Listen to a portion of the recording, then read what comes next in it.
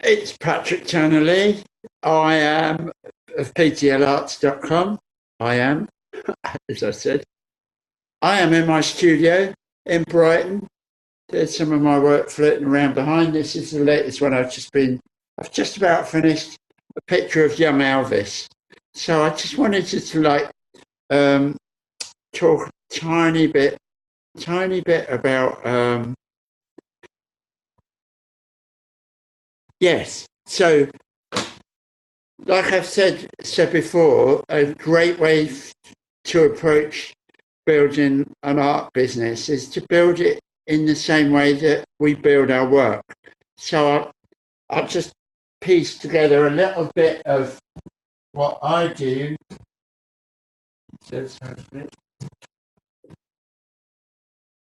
What I do is, I'm just letting you look at my paintings. It's a clever trick.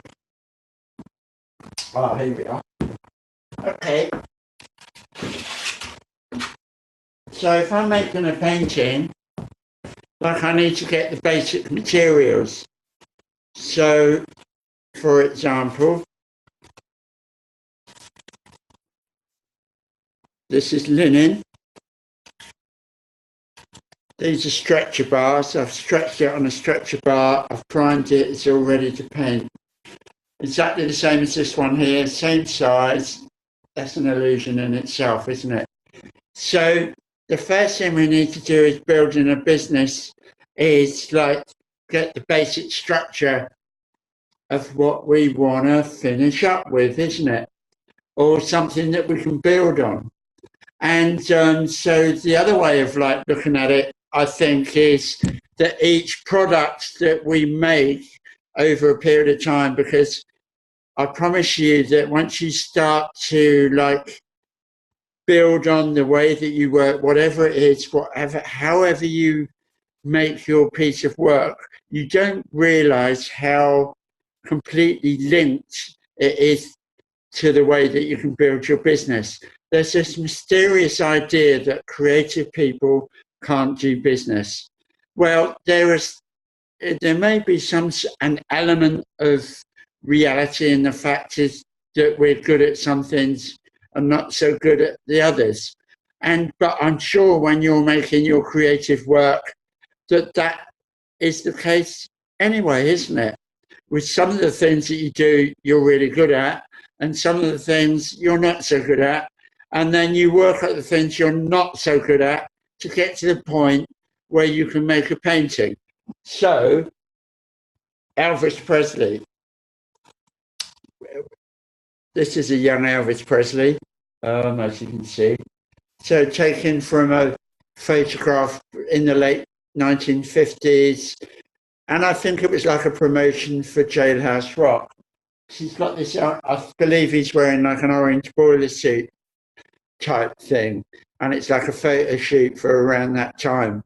So I've got my subject, or it's like my product, isn't it? So it's a product.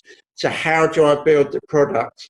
First of all, why am I doing it? Why am I painting Elvis Presley? So I'm painting Elvis Presley because on the 8th of January, it was the anniversary of his death. So if I paint it and put it out on social media and put it out there, it's on the news. So consequently, because it's like the anniversary of his death, people are thinking about him. There's stuff in the news about he might still be alive. The FBI did this, that, and the other.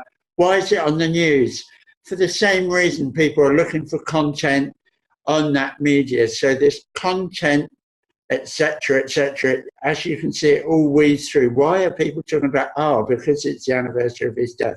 So consequently, there's anniversaries all the time, aren't there? Or there are like, it's, International Women's Day, International Peace Day, International, like Hiroshima. There's all sorts of things that trigger off memories. So, why are we doing it? We're doing it to connect with people's lives, and it's people's memories. So already we're matching like the art that we do with the reason why we do it and why people are connected to us. which is if we're going to be in art business and want to sell our work, we want to connect with people.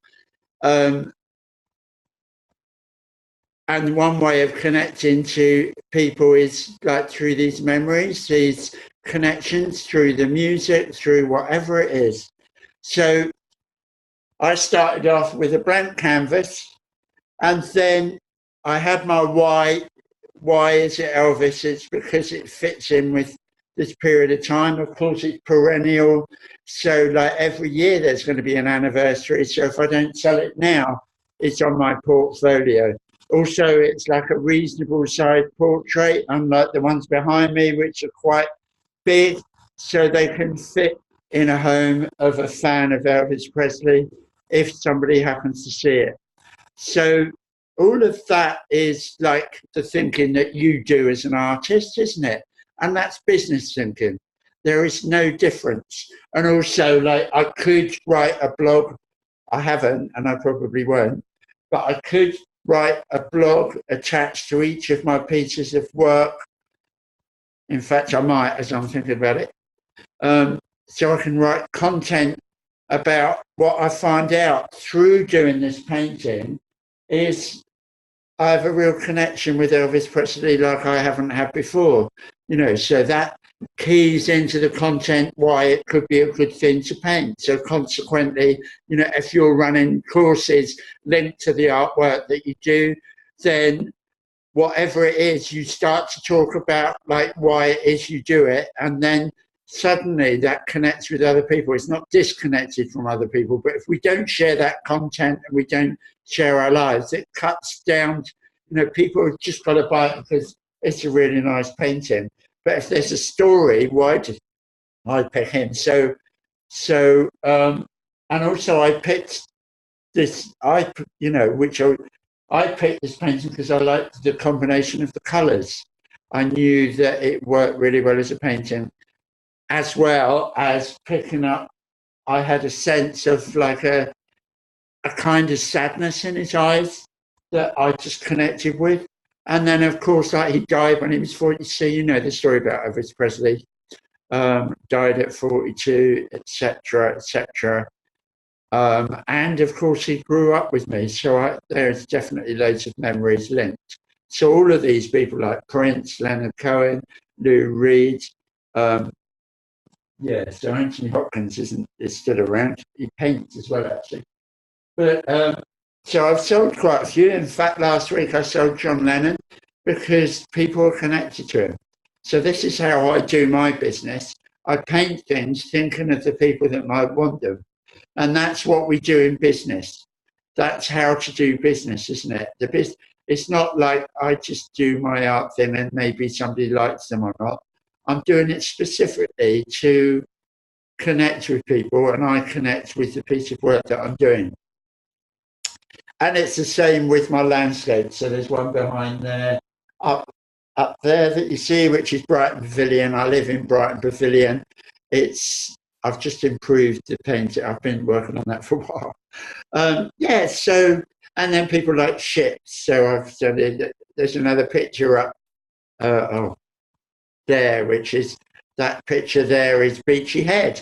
So, and there's, you know, and so we go on, isn't it? So business is completely related to the work that we do. Okay, you might say, well, I just do abstract paintings. Well, you do abstract paintings, but those abstract paintings, I'm sure they've got colours in them. So they've got colours in them that are congruent, that suit people's houses, people's homes that like abstract art. Lots of people don't like portraits and stuff that I do, but they really like a combination of colours that is either relaxing or is not, or motivating or interesting, etc., that fits into their homes. So like, then you go, okay, so that links to, so who do I need to link to? I need to link to people that are doing interior design, that are like moving into a new home and they want a new setup, etc., etc., etc. So the other thing, I'll just put that on top of there, it's dry, fortunately. So I have a blank canvas, the way my process works is that I work from the center of the canvas. And that's just happened over the last year or so, because I find specifically doing portraits that it's easier to work from the middle outwards. So in my business plan, my why, which I've been talking about, my why has always got to be at the core of what I'm doing as a business. So it's no different. And then I put all of these ideas, like these products that I've been talking about, albeit whether they're T-shirts or with pieces of work, I put them in relation to this why. So I'll put one there, which would be the eyes, for example. So the eyes, the mouth, the nose, the head, they're just like the products that I make that I want to sell on the business. So it's like, where are they in relation to the why? And then I need to get my colors so that, like, if I'm painting pink, I'm going to have these paints appear in the rest of the painting. This makes a congruency. So that's just like our brand, isn't it? Our brand is like congruent through all of our social media, through our logo, all the communication we do begins to have this congruency like we have in our piece of work. Like with a painting, for the way that I will work a painting, I will have like these tones appearing. These dark marks here are the same paint that are there. So eventually, as I'm doing it and I go deeper into it, once I've got the basic blueprint down for my business, for my painting, then I start to like perfect it. So I start to perfect my content, who I'm talking to.